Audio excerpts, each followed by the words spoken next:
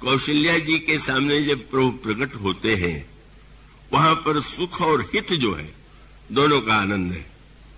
सुख भी है, उन्होंने मांगा था कि महाराज जो भक्तों को सुख मिलता है वो सुख मुझे मिले। सोई सुख सोई गति सोई भगति, सोई निजी चरण स्नेह, सोई विवेक सोई रहनी प्रभु हमें ही कृपा कर देव। पर गोस्वामी जी ने पहला शब्द क्या लिखा? भय प्रकट कृपाला दीन दयाला। कौन बोले? कौशल्या हितकारी। वस्तुतः भगवान हितकारी है, कौशल्या हितकारी। अच्छा, तो एक ही व्यक्ति का हित करने के लिए अवतार लिया, वो कौशल्या हितकारी है, इसीलिए तो आप कह रहे हैं। तो प्रारंभ किया कौशल्या हितकारी से, और बाद में मां जब स्तुति करने लगी तो प्रभु ने सोचा कि मां ने विवेक मांगा था तो मैंने दर्शन तो दे दिया। फिर पूछा, मां तुम सुख भी चाहती थी तो फिर अब सुख भी बता दो। तो उन्होंने एक वाक्य कह दिया कि जब मेरे हितैषी के रूप में तुमने भगवत रूप का दर्शन करा दिया तो सुख का उपाय यही है कि कीजिए शिशु लीला अति प्रिय शीला, यह सुख परमानुपा। बड़ी संतुलित भाषा है। अब कोई आपसे पूछे हम आपकी क्या सेवा करें, आप कह रोइए। पर अगर आपसे कोई कहे कि कोई कार्य हो तो मुझे बताइए, और आप यदि कहें कि एक नाटक हमारे यहाँ होने वाला है, उसमें एक अभिनेता की आवश्यकता है, तुम वो कर लो, तो आप प्रसन्न होंगे। और उस अभिनेता को कार्य जो दिया गया वो अभिनय मान के तो करेगा।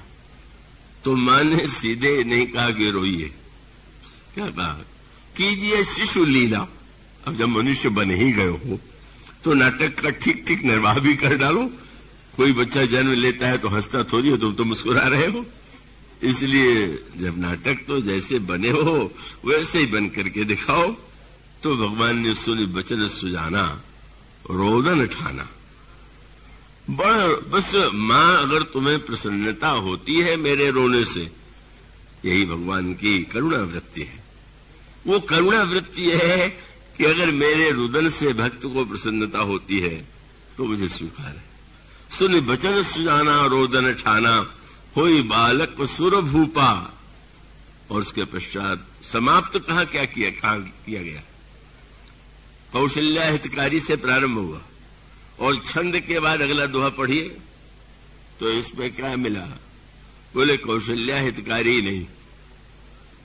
जब रोने लगे तो वो रोना भी उनका इतना जोर जोर से था, साधारण बालक जैसे नहीं रोता, पर इतना जोर से रोए कि वो चारों ओर उनका रोना निवास में सबको सुनाई दे गया। सुनी शिशु रुदन परम प्रिय बानी, संभ्रम चली आई सब रानी। हर्षित जाता धाई दासी, आनंद मगन सकल पुरवासी। दशरथ पुत्र जन्म सुनि काना, मानो ब्रह्मानंद समाना। परम प्रेम तन पुलक शरीरा, चाहत उठन करत मति धीरा। का बस जाकर नाम सुनत सुम होई, मोरे गृह आवा प्रभु सोई।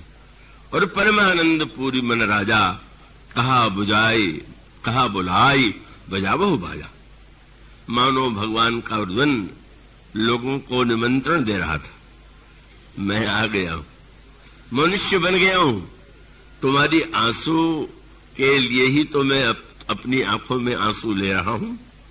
अब तुम आनंद मनाओ, उत्सव मनाओ। और तब यह लिखा गया कि राम जन्म सुख मूल। मानो प्रभु का जो हितैषी स्वभाव है, जो सबके हित के लिए ही निरंतर उनका अवतार होता है, प्रत्येक क्रियाकलाप होता है, और उनके हितैषीता को जो समझने वाले, जीवन में ग्रहण करने वाले संत भी भगवान के स्वभाव के अनुकूल ही निरंतर दूसरों के हित के लिए ही संलग्न रहा करते। तो भले ही कभी सुख और हित समान रूप से दोनों ही बातें हो, पर कभी अगर सुख से अलग हट करके हित की बात, मानो श्री भरत ने बार बार यही कहा।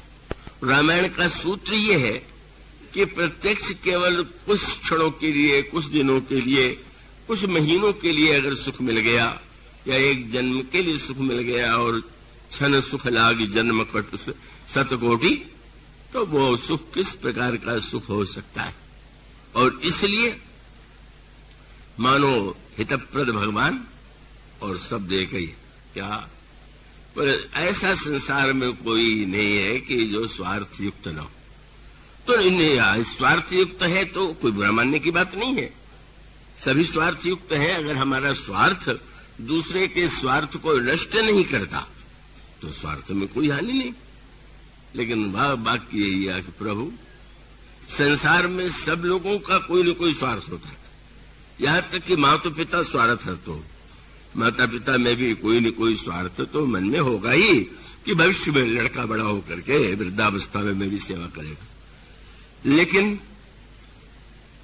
केवल दो ही ऐसे व्यक्ति हैं जो बिना कारण के ही संसार में प्रत्येक व्यक्ति का हित करते, और वाक्य क्या है?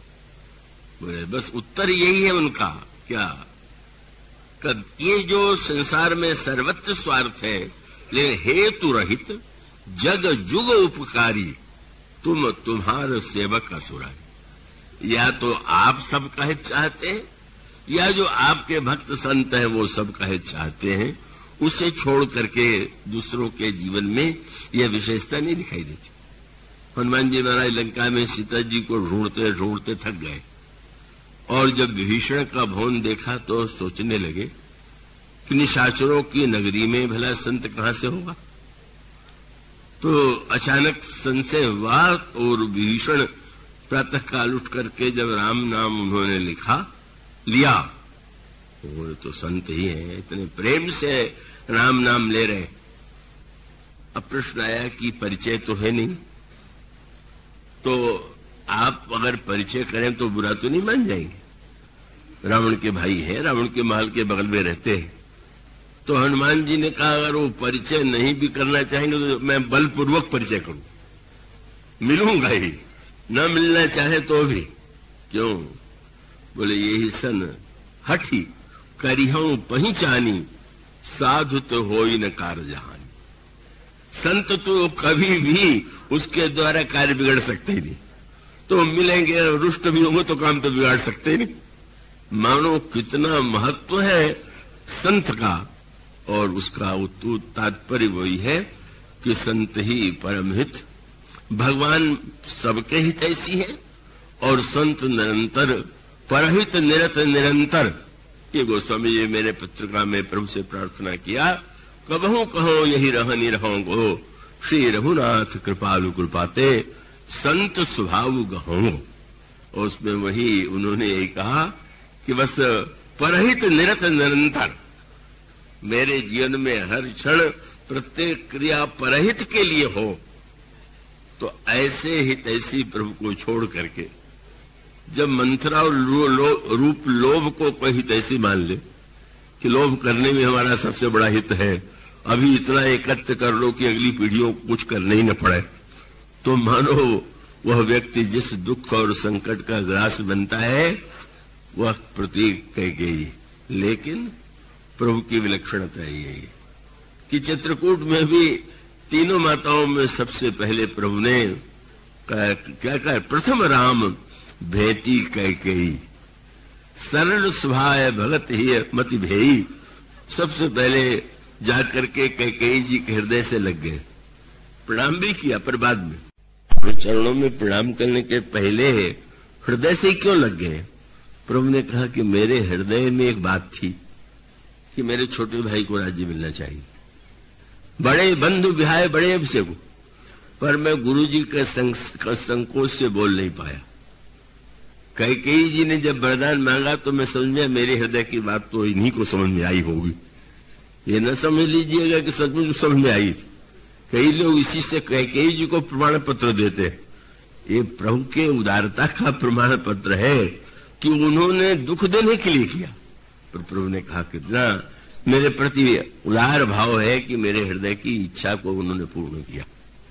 मानो श्री भरत बार बार यह कहते हैं, और रामायण का फिर दोहा एक ही बार बार संकेत के रूप में हित हित शब्द का प्रयोग करते हुए जब चित्रकूट का प्रसंग आता है तो बस क्या सूत्र है?